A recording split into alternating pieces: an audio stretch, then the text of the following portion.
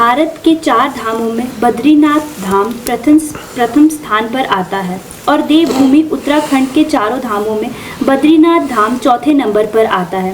फिर बद्रीनाथ धाम को मोक्ष धाम क्यों कहा जाता है? जब हम पितृपक्ष की व्यवस्था को देखते हैं और पितरों के शांति के निमित्त तर्पण आदि की व्यवस्था को देखते हैं तो उसका क्रम बिहार में बोध गया से प्रारंभ होता है। उत्तर प्रदेश में वाराणसी के निकट विंध्यवासिनी सेकंड उसका स्थान है और उसके बाद जो मुख्य तर्पण होता है वहाँ सचेतन होता है, सिंचित किया जाता है, आत्माओं के निमित्त अपना संकल्प निश्चित करते हैं आप बोध गया में। विंध्यवासिनी में उसको एक तरह से पंख लगाए जाते हैं, उसको गतिमान किया जाता है, उसको ऊर्जावान किया जाता है और फिर वो जब आप पहुंचते हैं बद्रीधाम में उसकी मुक्ति की जाती है, वहीं से पितरों को मुक्ति प्रदान होती है। ये 3 क्रम है इस पड़ाव के, इसलिए उसको मोक्ष धाम कहा गया, मुक्ति धाम कहा गया है।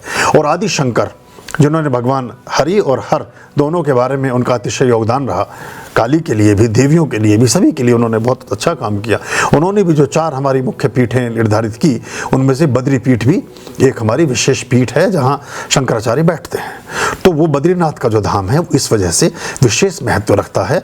और वहाँ के बाद फिर स्वर्ग की सीढ़ी है जहाँ से पांडव आदि परागमन को गए थे। तो वहाँ के बाद जो आगे का जो पूरा रास्ता है वो हिमालय का एक डिवाइन और वर्जिन एक रास्ता है, तो इसलिए भी उसको अंतिम छोर मान करके वहाँ से हमने उसको माना है। और पहले एक रास्ता बद्रीधाम से ही केदारनाथ भी जाता था, केदारनाथ कैलाश मानसरोवर जाता था और वो धीरे से भी फिर वो कुछ नेपाल कुछ सीमा रेखाएं हमारी चेंज हुई, लेकिन 500-600 साल पहले उस मुख्य मार्ग से भी हम जाते थे कैलाश मानसरोवर के लिए। तो इसलिए उसको मुक्ति का द्वार, मुक्ति का धाम और मोक्ष का मुख्य केंद्र माना गया। शास्त्रों में बद्रीनाथ धाम की महिमा कही गई है कि यहाँ माता लक्ष्मी और भगवान विष्णु जी वास करते हैं। फिर बद्रीनाथ धाम मोक्ष का धाम क्यों है? थोड़ा सा कंट्रडिक्शन आपके प्रश्न में, लेकिन मैं इसको स्पष्ट करता हूँ। मैं समझ गया। लक्ष्मी का जब आगमन होगा तो मोह पैदा होगा, घर पैदा होगा तो घर से मोह होगा, वाहन उत्पन्न होगा तो वाहन से मोह होगा, फिर आप घड़ी खरीदेंगे, फिर आप चैन खरीदेंगे, फिर आप क्या क्या नहीं खरीदेंगे, अंबार लगा देंगे चीज़ों का। और जितनी चीज़ों को खरीदते जाएंगे फिर आप उन चीज़ों को कहते जाएंगे कि मेरी घड़ी, मेरा बेड, मेरा घर, मेरा वाहन, मेरी ज़मीन, मेरा खेत है ना, मेरा ये, मेरा वो, मेरा फला, और फिर मेरे रिश्ते नाते, मेरा बेटा, मेरी बेटी, मेरी पत्नी, मेरा पिता, मेरी माता, और उनके लिए मैंने ये किया। अब ये लक्ष्मी के पदार्पण से और विष्णु के इसमें आशीर्वाद से आपके भों का निर्माण प्रारंभ होना शुरू हुआ। तो जिसने जो जन्म दिया है जीवन का, एक कबूतर है, एक कक्ष है, एक बड़ा हॉल है। जिस झरोके से, जिस खिड़की से, जिस वातायन से वो कबूतर उस कक्ष में प्रविष्ट होता है, उसी वातायन से, उसी खिड़की से वो बाहर एग्जिट हो सकेगा, उसी से बाहर जा सकता है। लेकिन उससे बाहर जाता नहीं है वो कभी। वो सोचता है इससे तो मैं कैद हो गया हूँ इस कक्ष में, और पूरे कमरे में वो पंख फड़फड़ाता है, चोंच मारता है और अंततः मर भी जाता है। हमारा जीवन भी तो ऐसा ही तो है। हम इन तृष्णाओं में, इनसे मुक्ति के प्रयासों में अपना पूरा जीवन गंवा देते हैं। कभी नहीं सोचते कि जहाँ से हम आए हैं वहीं से हम वापस जाएंगे। तो जो जन्मदाता है, जो हिमालयन वैली है, जो हरि और हर हैं, जिन्होंने जन्म दिया है, वही मुक्ति और मोक्ष के दाता हैं। तो लक्ष्मी के साथ जो मोह का निर्माण हुआ और विष्णु ने उसको निर्मित किया, उसको स्थापित किया, वो वही मुक्त करेंगे जब उनके दरवाजे पर पहुंचोगे। तो जहाँ से निर्माण हुआ है, विध्वंस भी वही कर सकता है। आपने वेल्डिंग कराई है शीट की, कटर भी वेल्डर वही आएगा, वेल्डर वो कटर लेकर आएगा। पहले वो रोड लेकर आया था टांका लगाने के लिए, अब दूसरी बार में कटर लेकर आएगा, वही आप ना काट सकेंगे। ऐसे चलता है। नेक्स्ट, सृष्टि के नियम अनुसार त्रिदेवों में भगवान शिव संहारक हैं और नारायण पालना करते हैं, और बद्रीनाथ धाम को धरती का वैकुंठ कहा जाता है। ये तो पालन करता है भगवान विष्णु का धाम है, तो मोक्ष धाम कैसे हुआ? ये थोड़ा रिपीटेशन ही है इसमें, क्योंकि वैकुंठ धाम तो धरती का स्वर्ग इसलिए कहा गया कि स्वर्ग की सीढ़ी वहाँ से प्रारंभ होती है। और जो वैयक्तिक रूप से आपके परिष्कार को उच्चतम शिखर तक ले जाता हो और वो कंठ तक रहे, आस्वाद ना कर पाएं आप। अब देखिए नीलकंठ ऐसे थोड़ी कहा गया भगवान शिव को, जहर पिया लेकिन कंठ तक। तो जितनी चीज़ें वो कंठ तक रहें, बस वो हृदयंगम ना हो पाएं।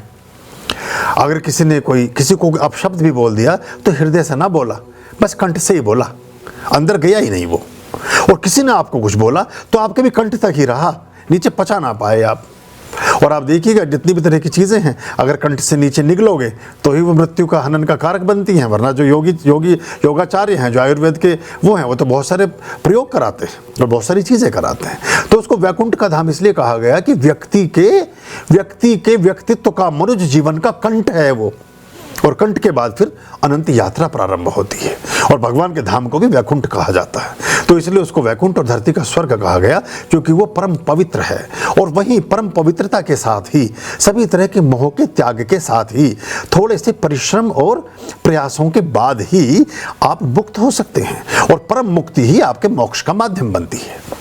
क्योंकि हमारी जितनी कामनाएं हैं, हमारी जितनी अभिप्साएं हैं, हमारी जितनी इच्छाएं हैं, जितनी हमारी अपेक्षाएं हैं, ये हमें पुनर्जीवन की तरफ अभिप्रेरित करती हैं। बहुत सारी इच्छाओं में निरूपित रहने से ही हम इतने सारे जन्म लेते हैं।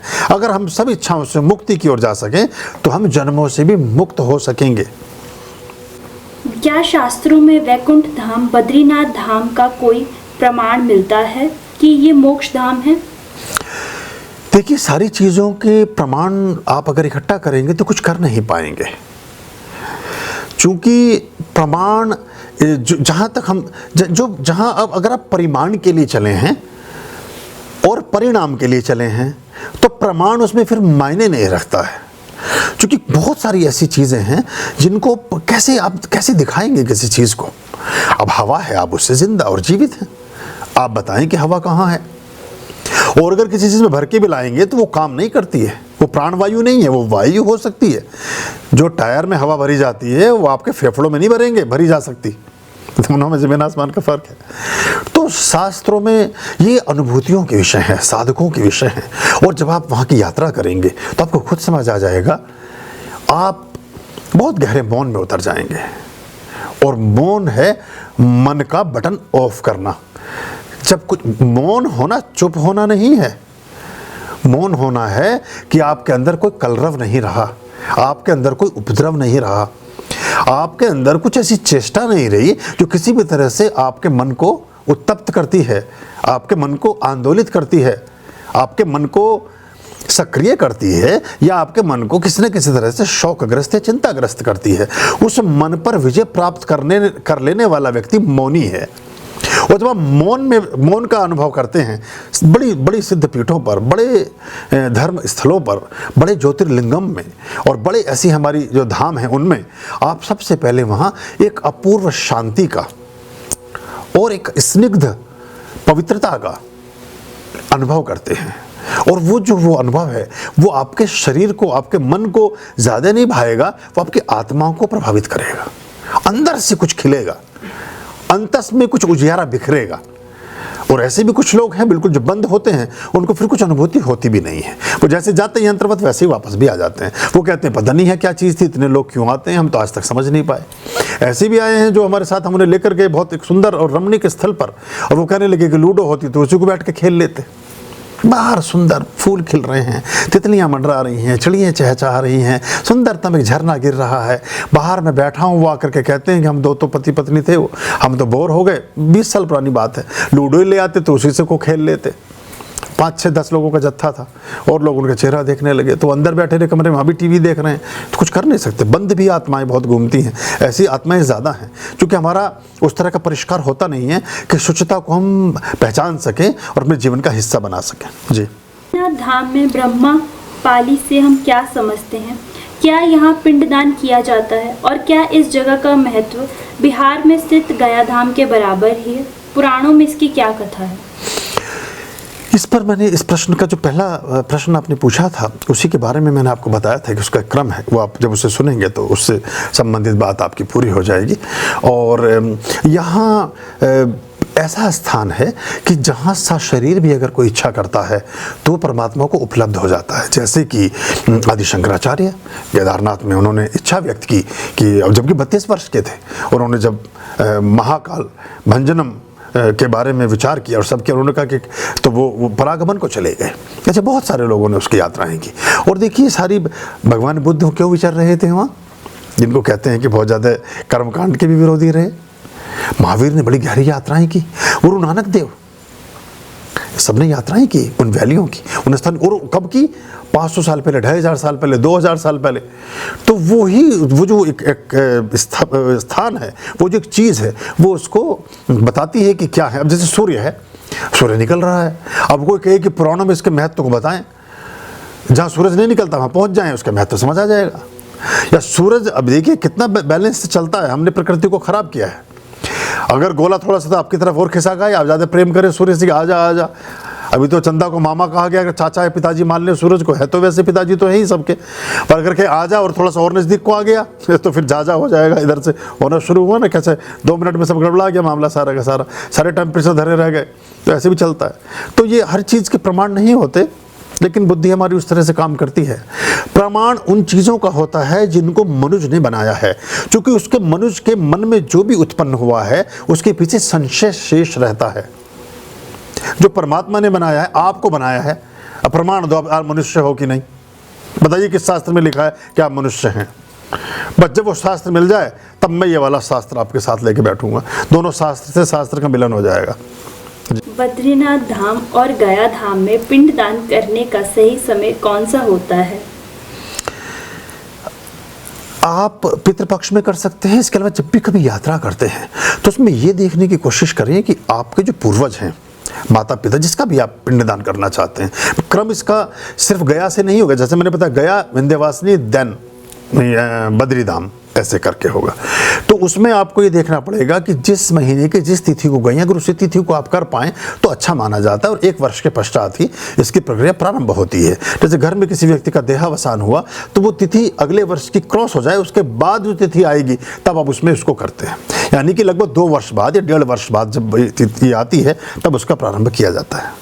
यदि हम सामान्य रूप से बद्रीनाथ धाम जाते हैं तो वहाँ क्या अर्पित करना चाहिए? भगवान विष्णु का धाम है बद्री धाम। भगवान विष्णु को जितनी चीज़ें अतिशय प्रिय हैं वो लेकर के आप जाएं। आप वहाँ वैजयंती के बीज लेकर के जा सकते हैं, वैजयंती की माला लेकर के जा सकते हैं, आप रूह चंदन, रूह मोगरा, रूह चमेली लेकर के जा सकते हैं, आप गौघृत लेकर के जा सकते हैं, आप तुलसी की जितनी 8 प्रकार की तुलसी उनकी मंजरियाँ लेकर के जा सकते हैं, तुलसी के बीज लेकर के जा सकते हैं, आप स्फटिक और मणियाँ लेकर के जा सकते हैं, आप बहुत कुछ ले जा सकते हैं। भगवान सूर्य, भगवान श्री कृष्ण को, भगवान विष्णु को जो भी अर्पित किया जा सकता है सब लेकर के जा सकते हैं, पर उससे पहले अपने हृदय को लेकर के जाए। इन चीज़ों से भी कुछ ना होगा, चढ़ाने वाला कौन है ये बहुत मायने रखता है। भक्त तो रावण बड़ा था भगवान शिव का श्री राम से। श्री राम ने तो एक ही पाठ किया लेकिन हृदय उड़ेल कर रख दिया उसमें, और रावण का पूरा जीवन बीत गया था लेकिन कृत्य गलत दिशा में था तो अस्वीकार कर दी उसकी पूजा। ऐसे भी होता है।